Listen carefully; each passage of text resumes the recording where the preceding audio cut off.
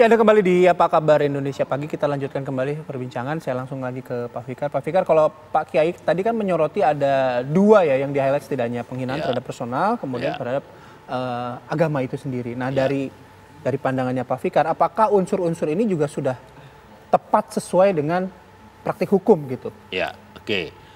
Kalau kalimatnya saya potong umpamanya hanya pada tolol, itu kan jelas tuh, ya kan, ditujukan pada orang gitu.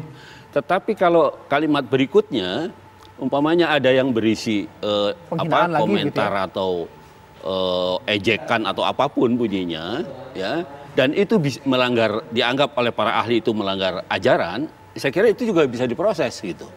Tapi itu tadi harus ada pendapat ahli yang menyatakan bahwa itu memang bertentangan dengan ajaran itu, atau mendiskreditkan ajaran. Gitu. Berarti dua syarat itu sebenarnya bisa saja ya diproses asal nanti. Bisa. Kalau menurut saya bisa, dua-duanya itu bisa. Gitu. Pak Fikar, tadi kan Pak Kiai menyatakan bahwa sebenarnya ini bukan pertama kali. Seringkali Eko ini mengomentari banyak hal begitu ya, tidak hanya mengenai keagamaan saja, tapi hal lainnya. Akhirnya menimbulkan juga keresahan di masyarakat. Nah, mungkin kalau memang nantinya sudah ada permintaan maaf, tapi sudah banyak masyarakat juga yang mungkin sakit hatinya, ini lantas bisa dibawa ke proses hukum tanpa adanya aduan begitu? Ya, gini. Atau prosesnya akan seperti apa sih? Biar mungkin menjadi efek jerah juga bagi pelaku-pelaku pegiat media sosial yang juga sering mengomentari banyak pihak begitu. Ada dua ranah sosiologis dan ranah yuridis gitu, ya kan. Yang sosiologis banyak orang sakit hati dengan omongannya dia apa segala macam, tapi sampai hari ini tidak ada satupun yang umpamanya membawa ke ranah hukum, kan begitu. Ya kan, itu artinya menurut saya harus ada instansi lain yang masuk di ranah itu. Ya, mengingatkan gitu bahwa boleh orang ngomong apa aja boleh, tapi ada koridornya, ada batasnya. Tapi jangan melakukan penghinaan atau melakukan kejahatan terhadap orang umpamanya. Ya, nah itu yang harus diingatkan. Tapi ketika dia masuk ke pernyataan yang menghina orang atau menghina ajaran bahkan, menurut saya itu juga harus diproses juga gitu. Ya, dalam hal ini adalah penegakan hukum gitu. Dan saya tadi berpendapat begitu, pencemaran nama baik yang di KUHP itu delik aduan benar gitu. Tetapi ketika masuk ke ruang publik, ya, satupun di dalam undang-undang ITE ini tidak ada yang menyebutkan itu delik aduan gitu. Jadi artinya memang ini ranahnya penegak hukum gitu. Kenapa selama ini tidak diproses? Biasanya karena apa? Tebang pilihkah? Atau memang tidak ada laporankah? Atau gimana? Nah, ini yang menurut saya harusnya menjadi momentum gitu. Tadi kan dibilang bahwa sebelum ini banyak gitu kan, banyak ini. Menurut saya penegak hukum dengan kasus ini membuat momentum itu gitu, ya, membantu juga masyarakat, bukan menertibkan, tapi mengingatkan masyarakat batas-batas toleransi dari demokrasi gitu. Oke, kita berdemokrasi, setelah reformasi kita bebas banget gitu ya. Tapi juga ada koridornya. Ketika pendapat Anda, ketika pendapat Anda itu menyinggung orang lain gitu ya, dan dilakukan secara sengaja gitu, nah maka itu udah masuk ke ranah hukum. Gitu. Dan menurut saya penegak hukum harus masuk, jangan diam aja. Maksud saya inilah bisa dijadikan momentum gitu, momentum mengingatkan juga kepada publik, ya. Oke, kita bebas tapi bukan sebebas-bebasnya. Artinya ada tanggung jawabnya juga. Gitu. Saya ke Pak Kiai. Pak Kiai, sepakat ini juga menjadi momentum gitu. Kalau melihat keresahan masyarakat ya, Pak Kiai juga tadi sempat mention akan ini kan juga sempat beberapa kali disorot netizen ya soal komentar-komentarnya. Kita tahu lah apa yang terjadi ya di dunia maya itu soal istilah cebong kadrun dan lain sebagainya itu kan masih ada sampai sekarang, Pak Kiai. Ini jadi momentum juga, Pak Kiai.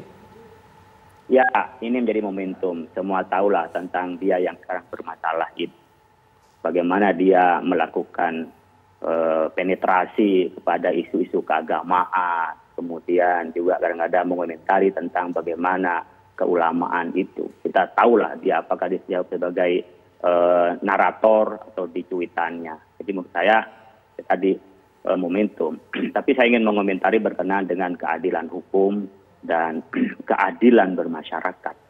Keadilan hukum saya pikir bisa dilakukan dengan cara penegakan hukum, menghadirkan ahli, kemudian diberi hukuman. tapi ada keadilan masyarakat. Artinya apa? Secara sosial kita sudah merasakan tersakiti. Ya, kita bisa lihat dari reaksinya orang-orang ya. Bisa yang disampaikan langsung atas nama umpamanya warga Nahdien, dan itu channel khusus ya, Suara Nahdien dan Orang Nahdien. Kemudian teman-teman muda juga sudah bergerak.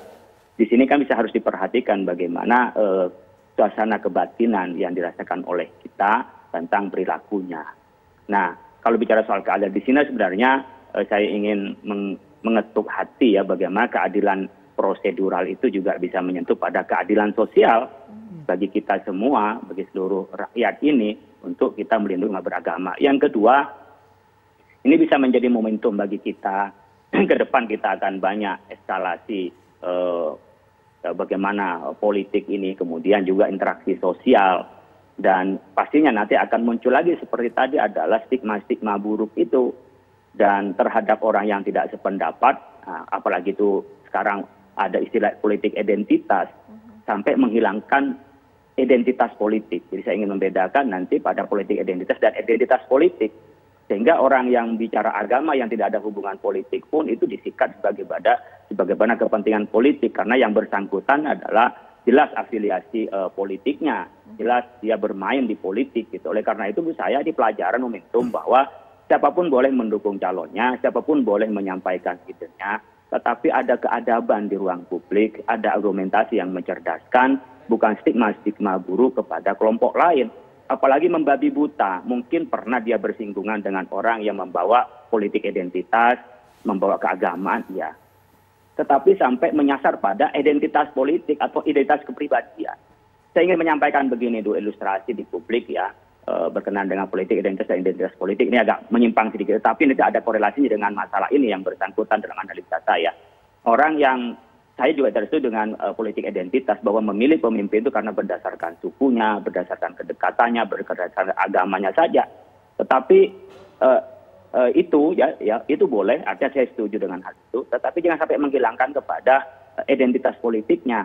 Saya adalah orang Madura, saya adalah orang Muslim, saya adalah dari unsur keagamaan. Itu pasti identitas politik. Tetapi ini jangan sampai menjadikan perpecahan di antara kita memilih hanya semata-mata identitas itu. Ya. Tapi sebuah identitas yang ingin memberikan kepada ruang publik itu hal yang penting. Jadi menggeser, ya kalau saya melihat Mas dia menggeser dari pola politik itu, sehingga orang yang menyebut keagamaan menjadi fobia bagi dia, dianggapnya adalah sesuatu yang akan mengancam. Sehingga kalau bicara surga, bicara neraka, bicara kehidupan agama, semua dianggap semua ya dengan tadi itu kadrun tingkat tinggi gitu loh. Jadi menurut saya hal ini menjadi momentum bagaimana bisa merapikan di eskalasi politik ke 2024, juga interaksi sosial lebih baik. Yang gini-gini harus segera diatasi sedari awal. Apalagi orang penggiat sosial, orang yang juga bermain.